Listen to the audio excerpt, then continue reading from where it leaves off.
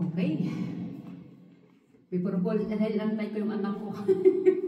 Papunta kasi kami ng pamangkin dahil birthday ng asawa ng pamangkin ko. So, inantay ko pa yung anak ko. Right. Para po sa lahat dyan, yung mga nakikinig.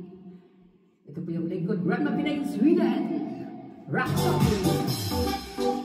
Isip ko yung the only thing nawawala na lito. Ang tulad mo'y parang usok, unti-unting naglalaho. Tanging hiling ko lang sa'yo, ang nakaraan ay tanggapin, at ang ngayon ay harapin.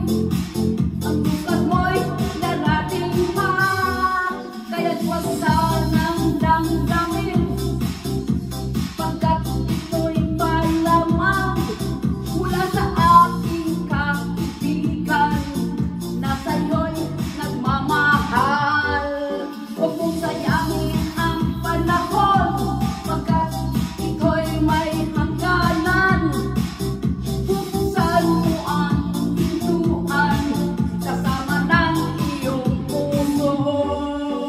Tinangay na ng hangin ang masamang panaginip, kaya't bigyan mo ng buwang ang puso mong naluluwag. Woo! Come on, come on! Ito pa yung likod, Grandma Pinay, Sweden.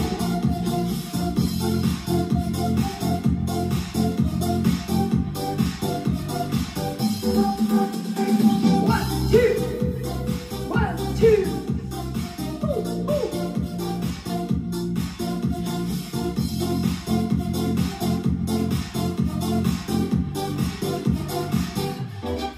Kaya't huwag sanang damdamin, pagkat ito'y payo lamang mula sa aking kaibigan na sa'yo'y nagmamahal. Huwag mo sayangin ang panahon, pagkat ito'y may hangganan. Buksan mo ang pintuan kasama ng iyong puso. Tinangay na ng hangin ang masamang panaginip, kaya bigyan mo ng buwan ang puso mong malulumbay.